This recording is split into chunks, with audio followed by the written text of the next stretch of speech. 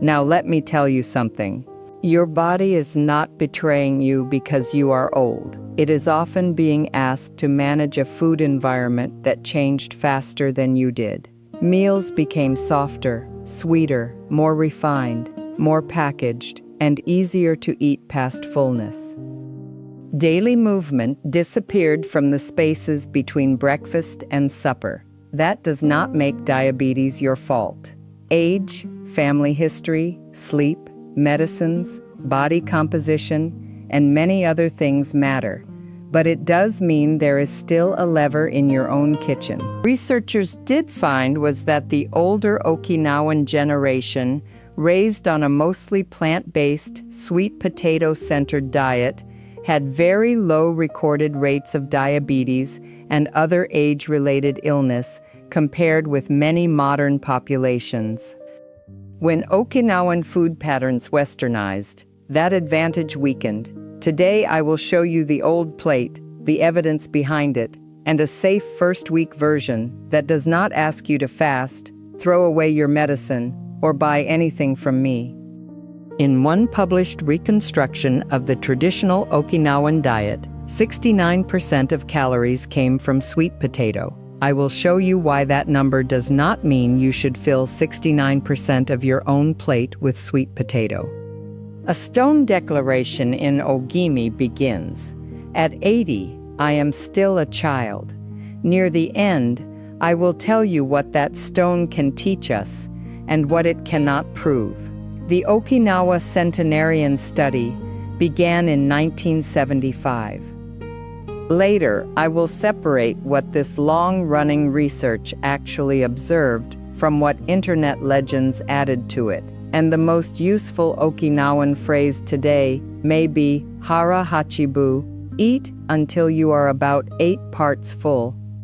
But I will not ask you to count to 80%, fast, or leave the table hungry. The sweet potato is not the secret. The structure of the whole meal is. This need not cost more or require hours beside the stove. Stay with me even if your knees are already bad, even if you live alone and cook for one, and even if you have tried everything and no longer trust another food promise. You will learn 3 things. What was truly in the old Okinawan pot.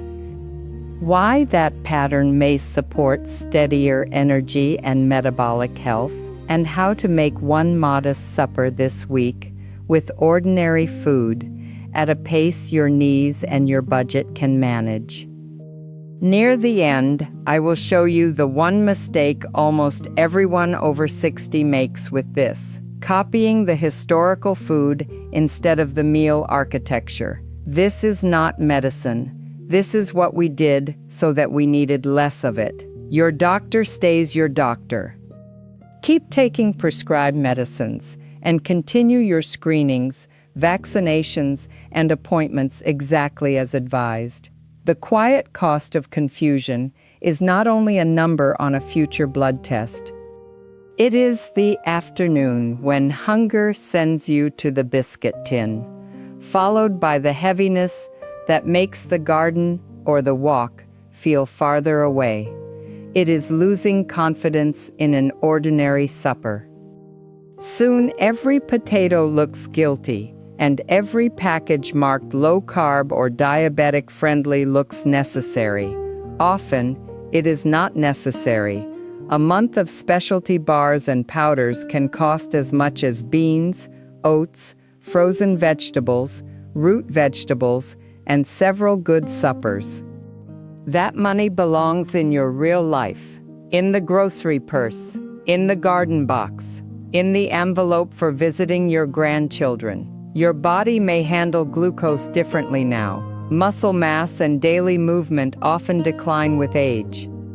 Sleep, stress, illness, genetics, some medicines, and the body changes around menopause can matter too. This is not laziness. It is not weak discipline, and it is not proof that your useful years are behind you. The answer is not punishment. It is not an empty plate. It is arranging a satisfying meal so that fiber-rich food, enough protein, and foods with plenty of water and volume do more of the work. That pattern may support steadier energy, strength, and glucose management. It cannot diagnose diabetes or replace its treatment.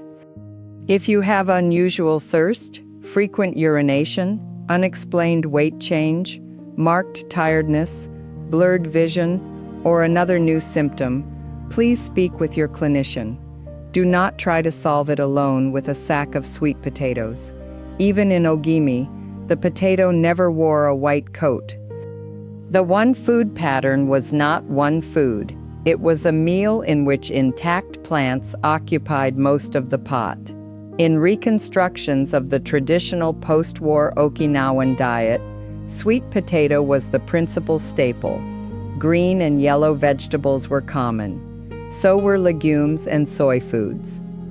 Rice, meat, fish, eggs, dairy foods, oil, and added sugar were eaten in much smaller amounts than they are in many modern diets. One published reconstruction estimated that 69% of calories came from sweet potato. That is a startling number. But it belongs to a particular population in a particular period of history. Food was limited after the war. Scarcity shaped the table as well as tradition. I will not turn hardship into a pretty longevity story, and I am not asking you to copy that percentage.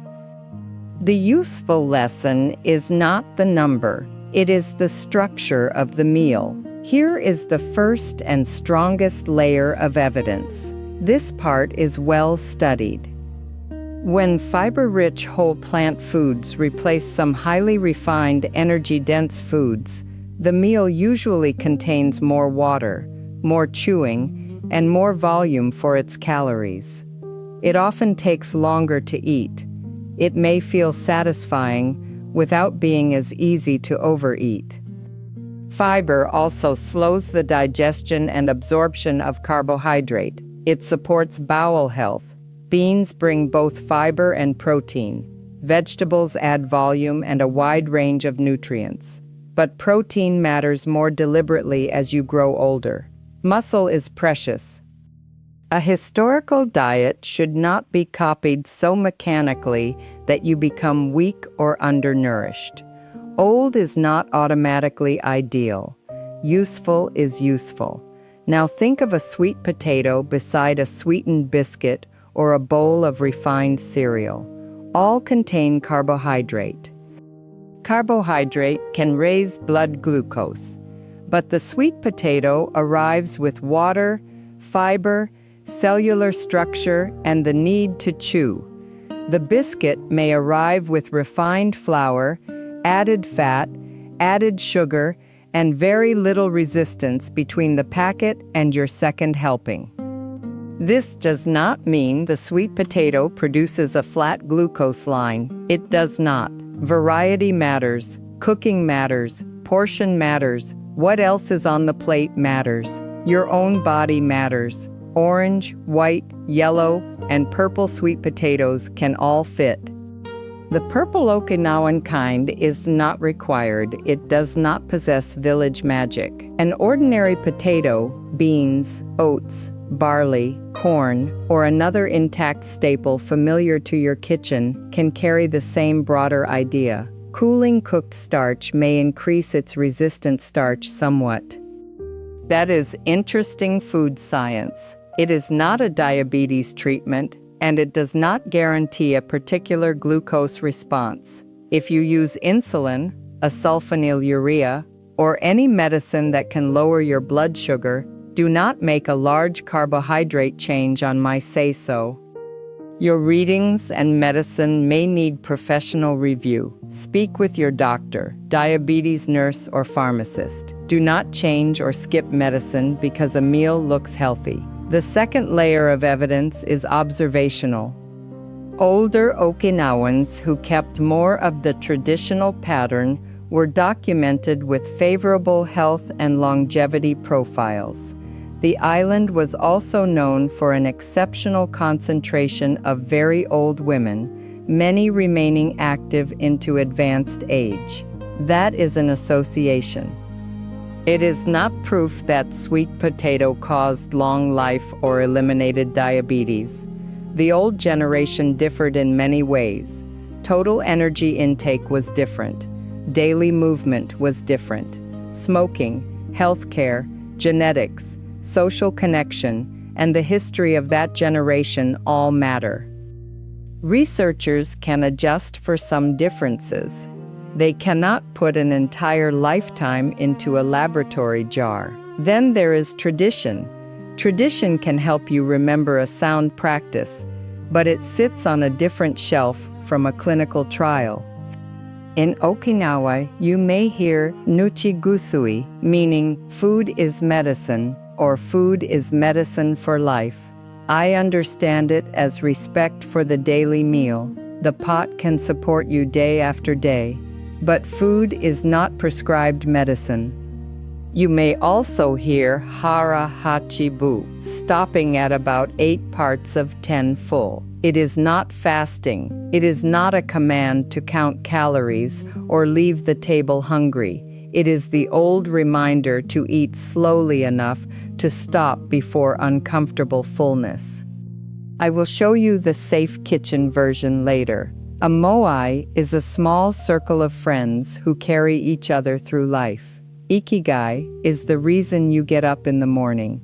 Both may help a person keep routines, share food, move, and feel needed. Those things matter for well-being.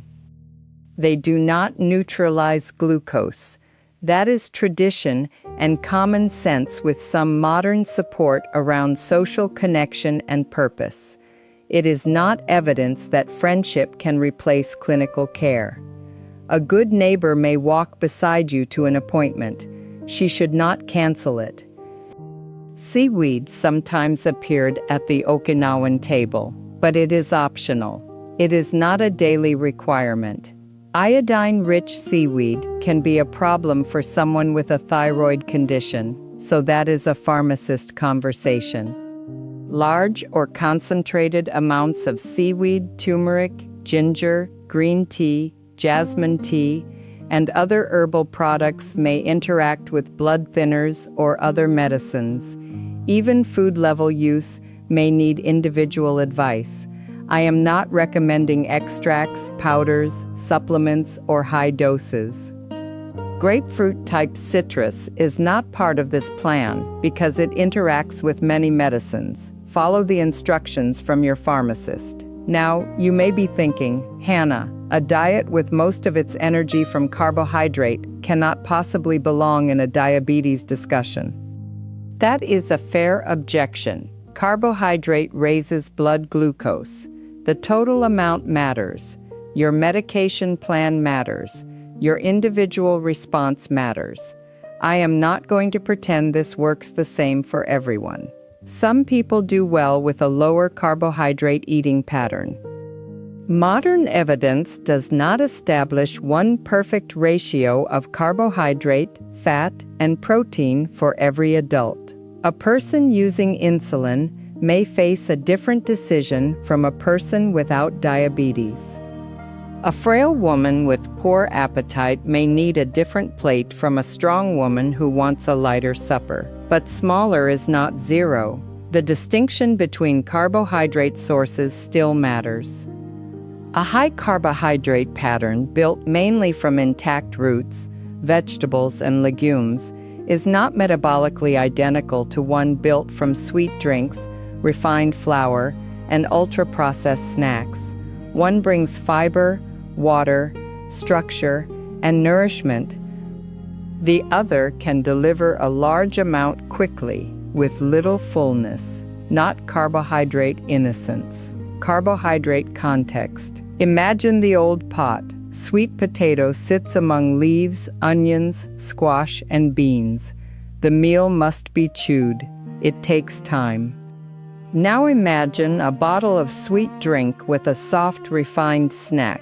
The carbohydrate arrives quickly, and it is easy to consume more before your body has had much chance to register the meal. That difference is real. It still does not tell me exactly what your glucose will do. Adding non-starchy vegetables and a suitable protein changes the volume and balance of the meal. Eating without racing gives fullness signals more time to become noticeable. Replacing part of a refined starch with an intact root or legume may improve food quality without turning supper into a punishment. Part, not necessarily all.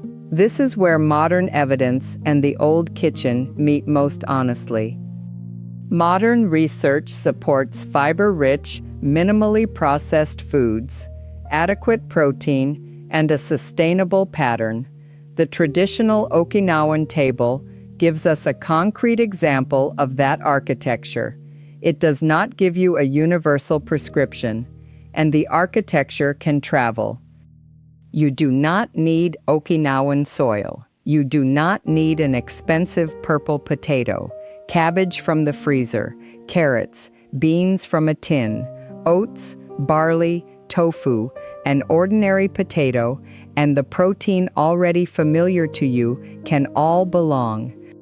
The old pattern also used little added sugar and little oil by modern standards. That does not mean fat is bad. It means oil was not quietly pouring extra energy into every bite. Nor does it mean you should remove needed nourishment from a small appetite. The right amount depends on your health, your weight, your appetite, and the guidance you have already been given. There is no prize for copying poverty. There is value in remembering the plant-heavy pot.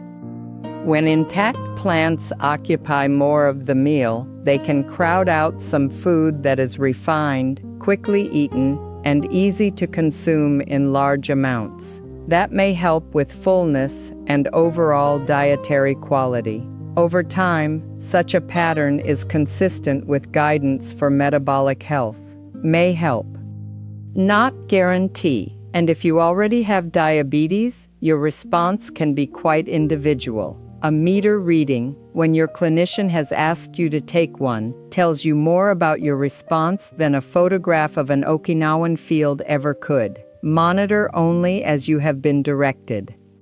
Bring meaningful changes to your care team. The oldest women I knew did not discuss macronutrient ratios beside the pot. They knew whether supper had leaves in it. They knew whether beans had been stretched through the week. They knew that eating slowly left the stomach more comfortable.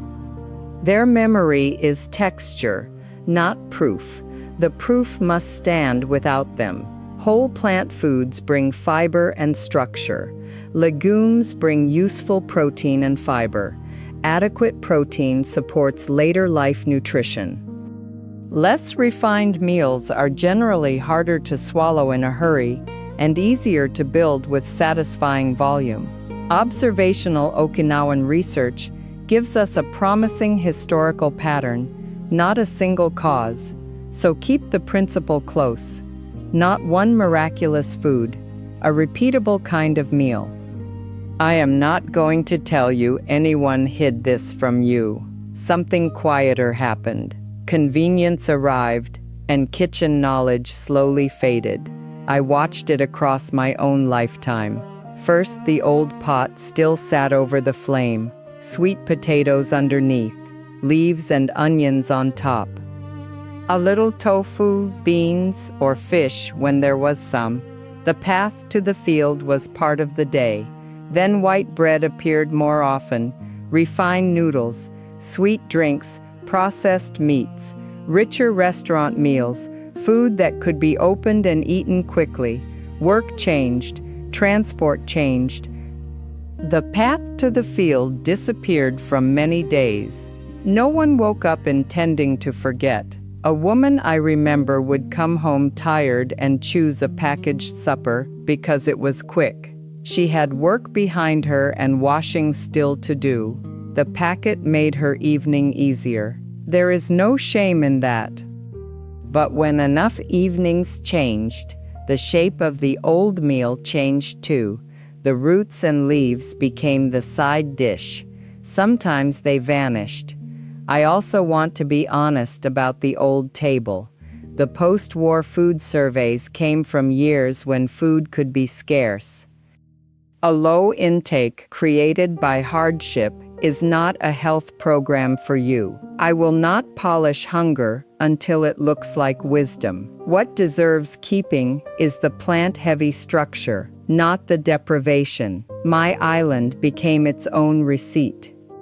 The older generation, raised with the old pattern, was documented with remarkable longevity and favorable health profiles. Later generations lost some of Okinawa's relative longevity advantage, especially men and younger groups, as food and daily life changed. But one spoon cannot explain the whole pot. Smoking mattered, alcohol mattered, activity, body weight, social habits, healthcare, and many other differences mattered. Research can show the generations moving apart. It cannot honestly blame one loaf of bread or credit one sweet potato. That is why I feel sorrow, not blame. The young did not become weak. The world around the kitchen became quicker, richer, and easier to eat without noticing. Old skills stopped being ordinary, and ordinary skills are easy to lose. They are also possible to remember. You do not need to rebuild my childhood. You need only recover one useful shape, more intact plants in the pot, enough suitable protein, and less room for the refined convenience food that quietly took over. Tell me which first change feels possible in your kitchen: root, beans, or vegetables. Your answers decide which one gets its own full video. Name only the food you would use, please. No diagnoses or medicine lists. If you like simple recipes and safety notes beside the stove, I have gathered everything from these videos in one small book. You will find it at grandmahannah.store. The link is below the video too, or just point your phone at the little square in the corner.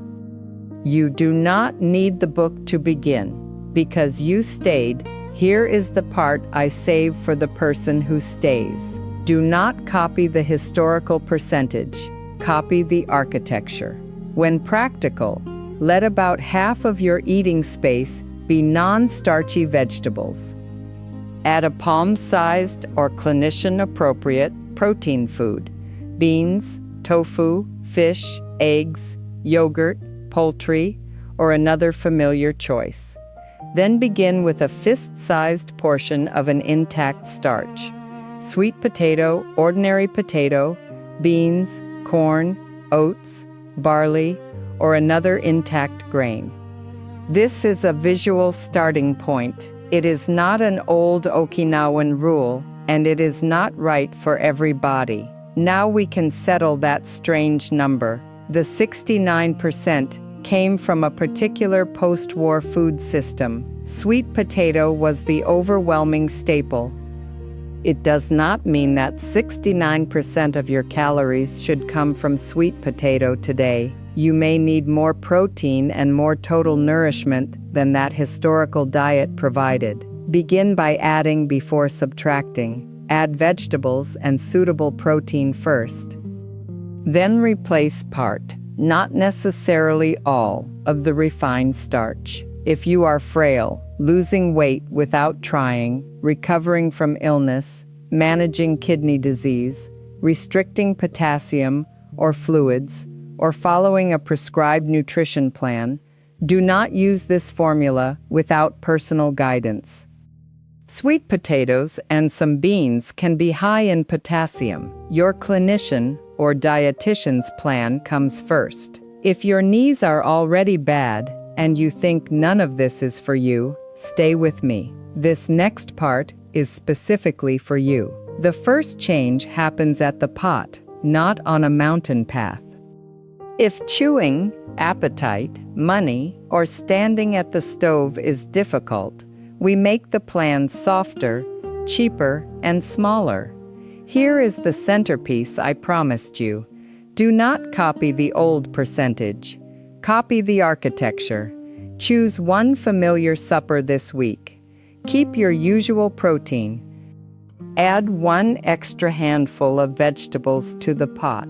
Frozen is perfectly respectable. My freezer has never complained about being less traditional than my garden. Then replace only part of your refined starch with an intact one. No fasting, no skipped supper, no heroic beginning.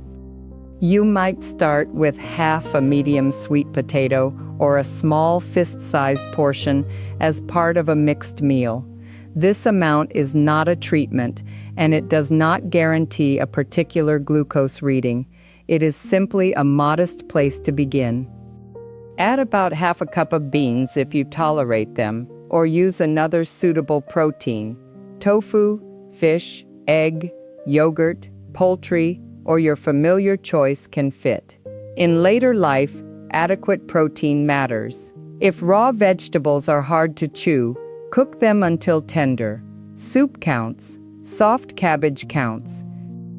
Carrots from the freezer count. If you use insulin, a sulfonylurea, or another medicine that can lower your blood sugar, do not make a large carbohydrate change on my say-so. Monitor only as your care team has already directed. Ask your doctor, diabetes nurse, or pharmacist whether a meaningful food or activity change requires review. Never reduce or skip medicine because supper looked healthy. Before you go to bed tonight, choose the one supper you will change. Put the sweet potato, beans, oats, barley, or ordinary potato where you can see it. Put the frozen vegetables near the front rather than behind the mysterious packet that has lived there since winter.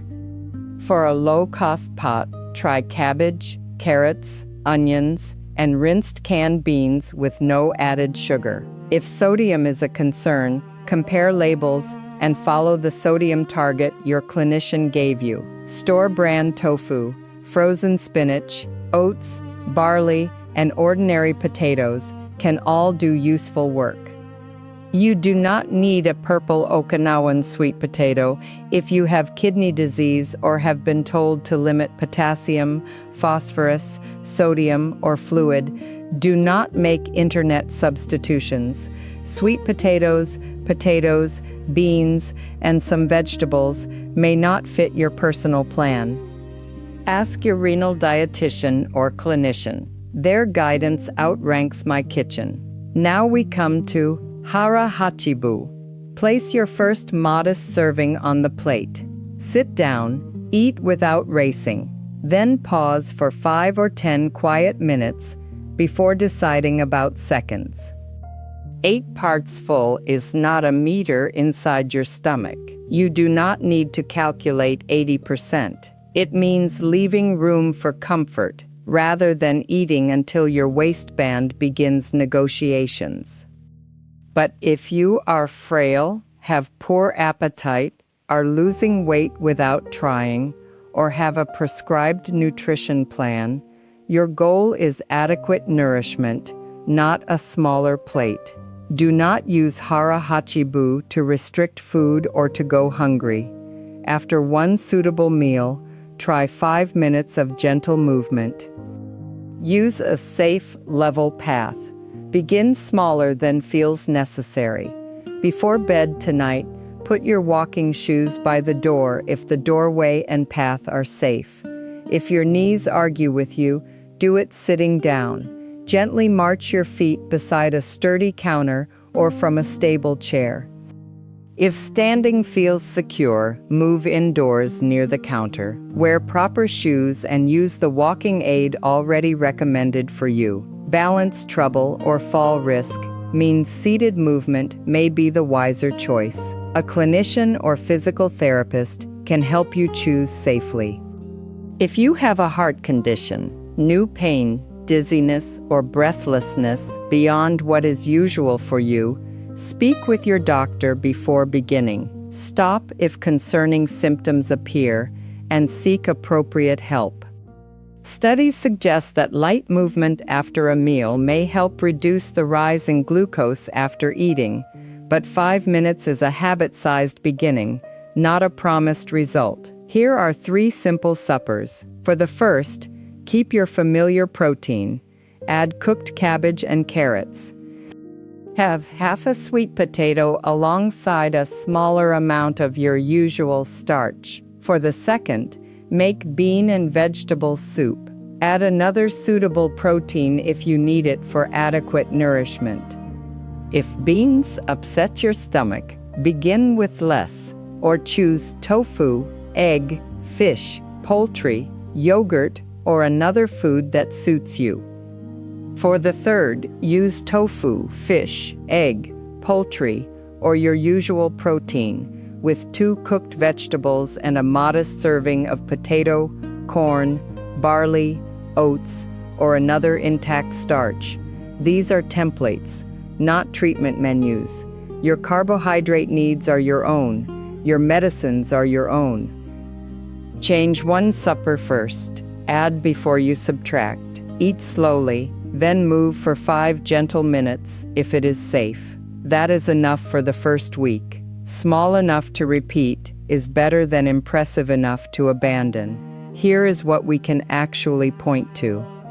Post-war food surveys and later scholarly reconstructions show that the traditional Okinawan diet was dominated by sweet potato and other plant foods.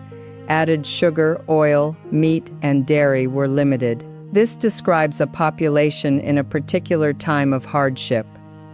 It is not a menu you must copy. The Okinawa Centenarian Study began in 1975. Researchers documented an exceptional concentration of very old people. They studied health, physical function, family patterns, daily life, and food. They observed favorable metabolic health in many people from the traditional generation. But this was observational research. It cannot prove that sweet potato caused long life or that one food eliminated diabetes. The people did not all eat alike. They did not all remain free of illness. Genetics, movement, smoking, alcohol, healthcare, social ties, and the history of that generation also mattered. On the screen, you can see the published reconstruction.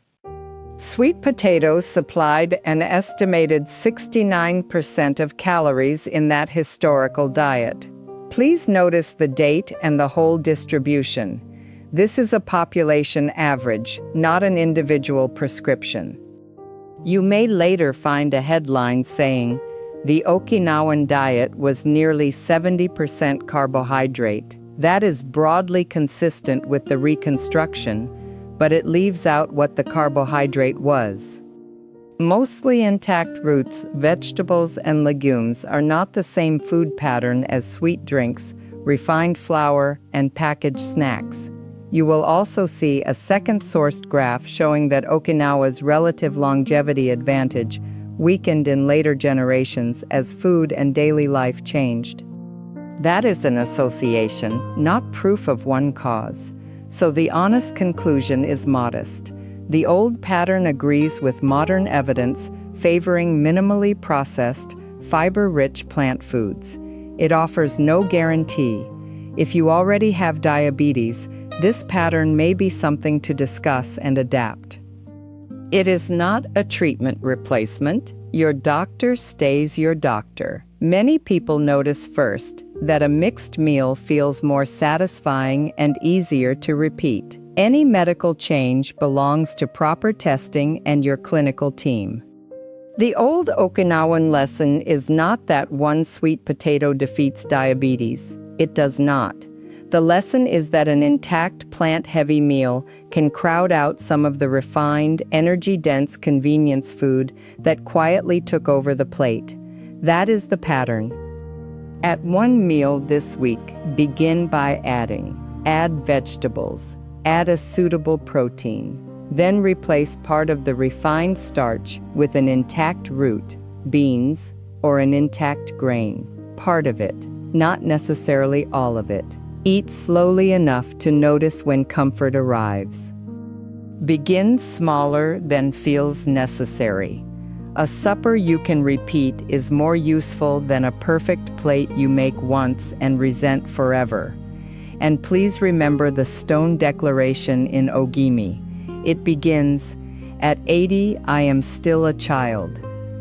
Then it says, in its playful way, "When you come to fetch me at 90, wait until I am 100. I smile whenever I pass those words. They express a village attitude toward useful old age. They say that possibility does not disappear because the calendar has turned another page. But the stone is not medical evidence. It does not prove that everyone reaches 100. It does not promise a life without illness. A stone can carry a spirit. It cannot conduct a clinical trial. At 79, I am still considered one of the young ones in my village. I like it that way. It gives me an excellent excuse when I misplace my garden hoe. If you are the kind of person who intends to still be strong at 80 or 90, you do not need a perfect diet. You need a meal you can repeat. Your body is not done with you. It is still listening to what you do most often. The pot you fill, the shopping choice you make, the 5 quiet minutes you take before deciding on seconds. None of these must be dramatic to matter. You may keep a garden. You may keep frozen vegetables in one crowded drawer. You may cook beans from dry or open a sensible can because your hands are tired. There is no medal for making supper difficult. There is only tomorrow's meal. Tell me which city you are watching from, and the one ordinary thing you will try this week. Perhaps cabbage in the soup. Beans beside supper, half a sweet potato in place of part of the refined starch. Food and lifestyle details only, please. Do not share diagnoses or medicine lists. Then scroll down and read a few other comments. You may find someone in another city standing at the same kitchen crossroads. That quiet company matters. It is a little like a moai, a circle of mutual support, formed one supper at a time. If this video genuinely helped you, you may like it and subscribe. Please do that only if you want to sit with me again. It is not about collecting numbers. It simply helps useful, carefully checked information find the person who may need it. And if you choose to support the channel through the community option below, thank you. The purpose is not to take money from you.